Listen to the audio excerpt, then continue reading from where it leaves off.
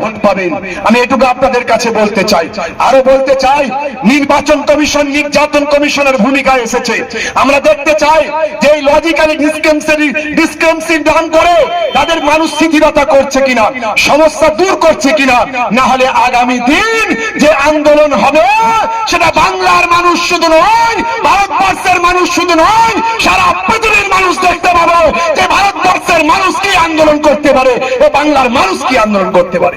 সেই আন্দোলনটা হবে জাতি ধর্ম বর্ণ নির্বিশেষে সকল মানুষকে নিয়ে, যারা বিপদে পড়ছে তাদের সকলকে নিয়ে সেই আন্দোলন হবে। আগামী দিন আপনারা রাজি আছেন তো? আর রাজি আছেন? ইনশাআল্লাহ আমরা সেদিন তৈরি থাকবো। আমরা চাই এই নির্বাচন কমিশন সমস্যার সমাধান করুক। আমরা এসআইআর এর পক্ষে, আমরা এসআইআর এর বিপক্ষে নয়।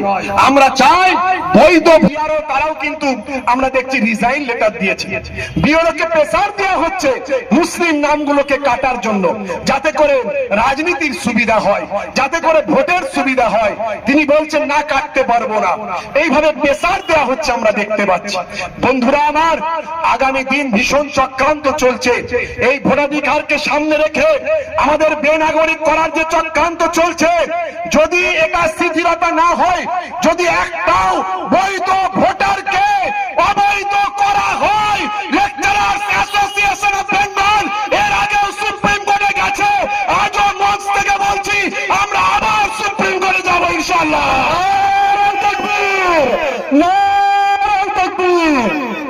আমি আপনাদের কাছে কথা দীর্ঘায়িত করতে চাই না। আমি শুধু এটুকুই বলতে চাই, যে সমস্ত জনপ্রতিনিধিদের আমরা ভোট দিয়ে নেতা বানিয়েছি তাদেরকে চিনে নেওয়ার সময় এসেছে।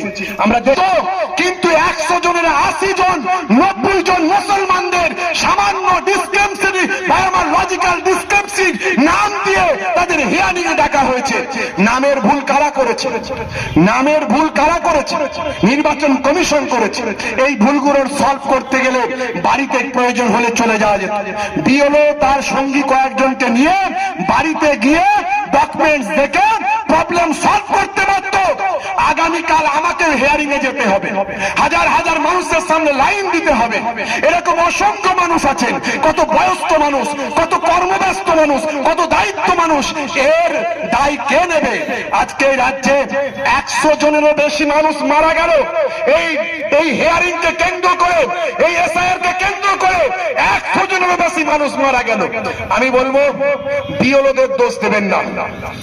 বিএলওদের বড় অংশের মানুষ তারা কিন্তু চাইছেন। হাজার হাজার মানুষ যখন অসুবিধা ফিল করছে, বয়স্ক বৃদ্ধ মানুষগুলো তারা অসুস্থ হয়ে পড়ছে, ডাক্তার দেখাতে গিয়ে চিকিৎসা নিয়ে নাকে নল দিয়ে অ্যাম্বুলেন্সে করে যখন যাচ্ছে, যারা নেতাগুলো ভোটের সময় বাড়িতে আসে, বুথে বুথে যায়, তারা আজকে বিডিও অফিসে কেন নয়? এর জবাব একদিন বুঝে নেব আমরা। বন্ধুরা আমার, আমি কোন পার্টির পক্ষে বিপক্ষে বলতে আসিনি। এই সরকারকে আমরা ভোট দিয়ে বানিয়েছি। আমরা এখনো বিশ্বাস করি, এখনো আমরা ভোট দিচ্ছি। কিন্তু আগামী দিন মানুষ বিচার করবে মানুষের বিপদে কতটা পাশে পাচ্ছে। মনে রাখবেন, আমরা বিজেপিকে বিশ্বাস করি না, কারণ তারা মন্দির মসজিদের রাজনীতি করে। তারা আমাদের মসজিদ ভেঙে দেয়, তারা আমাদের মাদ্রাসা ভেঙে। সকলকে আমার জাতি ধর্ম বর্ণ নির্বিশেষে সালাম, শুভেচ্ছা, ভালোবাসা জানাই। আজকে যারা এই মালঞ্চ লেকচারার্স অ্যাসোসিয়েশন অফ বেঙ্গলের ইউনিট গ্রুপ, যে ইউনিটের মাধ্যমে জনাব মাওলানা গিয়াসউদ্দিন সাহেব সহ, জনাব আখের আলী সাহেব সহ আরো অনেক এখানে যারা আজকে পরিশ্রম করেছেন, কন্টিনিউয়াসলি আমাদের সম্মানীয় প্রেসিডেন্ট জনাব মাওলানা ডক্টর আব্দুল্লাহিল মারুফ সাহেবের সঙ্গে যোগাযোগ করেছেন এবং তার অক্লান্ত পরিশ্রমে আজকের এই সুন্দর প্রোগ্রামটি করতে পেরেছেন। এটা একটা প্রতিবাদ সভা। আমরা ল্যাবের পক্ষ থেকে যদি সমাবেশ ডাকতাম, সেখানে লক্ষ লক্ষ মানুষের জামায়াত হয়ে যেত। এটা কেবল একটা ইউনিটের প্রোগ্রাম, মালঞ্চ ইউনিটের প্রোগ্রাম।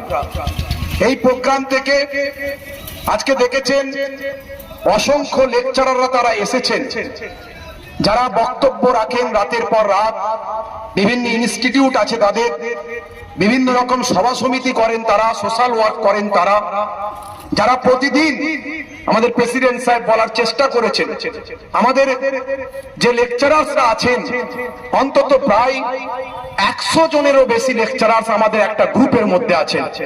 আমরা একটা মেসেজ সেখানে দিলে একদিনে 4 থেকে 5 লক্ষ মানুষের কাছে সে মেসেজ পৌঁছানো সম্ভব। সেই লেকচারার্স অ্যাসোসিয়েশন অফ বেঙ্গলের বক্তারা, লেকচারার্সরা, আলেম ওলামারা এসেছেন, যাদেরকে মানুষ সম্মান করে হাজার হাজার টাকা দিয়ে 1 বছর 2 বছর আগে থেকে ডেট নিয়ে তাদেরকে আমন্ত্রণ জানান। কি আমি কি কথা কি ঠিক বলছি না ভুল বলছি? বলে হাত তুলে দেখান ঠিক বলছি না ভুল বলছি? সেই লেকচারার্স